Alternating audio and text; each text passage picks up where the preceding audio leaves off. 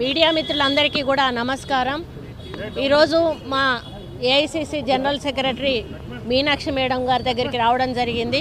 మా PCC president గారు కూడా ఇక్కడికి రావడం జరిగింది। వారి దగ్గరికి వచ్చి నేను నా యొక్క ఆలోచనలు మరి నాకున్నటువంటి ఇబ్బందులు వారితోటి షేర్ చేసుకోవడం జరిగింది। వారందరూ కూడా కూర్చొని మాట్లాడి దీనికి ఒక సొల్యూషన్ తీసుకొస్తామని చెప్పారు। అది వాళ్ళకు వదిలేసి నేను వాళ్ళకి చెప్పాల్సింది చెప్పి వాళ్ళకే అప్పచెప్పి ఈరోజు ఏది నిర్ణయం తీసుకున్నా కూడా వాళ్ళు ఇచ్చిన ఆదేశాల మేరకు నేను ముందుకు పోతానని తెలియజేస్తాను। అదే చెప్పారు, వాళ్ళకు వదిలేశాను, వాళ్ళు మేము చూసుకుంటాము, మేము చూసుకొని మేము కోఆర్డినేట్ చేస్తామని చెప్పడం జరిగింది।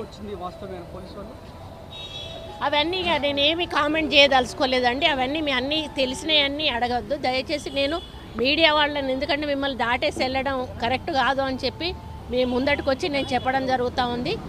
కేవలం నేను కలవడానికి వచ్చాను, చెప్పాల్సిన చెప్పాలనుకున్నాను, చెప్పాను। వారం వాళ్ళకు వదిలేసి నేను వెళ్తా ఉన్నాను, ఆ సొల్యూషన్ వాళ్ళు చూసుకుంటారు। మీడియా మిత్రులందరికీ కూడా నమస్కారం।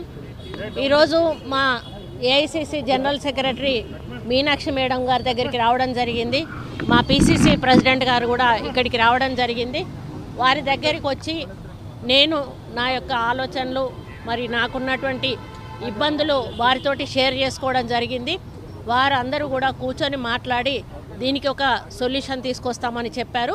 అది వాళ్ళకు వదిలేసి నేను వాళ్ళకి చెప్పాల్సింది చెప్పి వాళ్ళకే అప్పచెప్పి ఈరోజు ఏది నిర్ణయం తీసుకున్నా కూడా వాళ్ళు ఇచ్చిన ఆదేశాల మేరకు నేను ముందుకు పోతానని తెలియజేస్తాను। అదే చెప్పారు, వాళ్ళకు వదిలేశాను, వాళ్ళు మేము చూసుకుంటాము, మేము చూసుకొని మేము కోఆర్డినేట్ చేస్తామని చెప్పడం జరిగింది।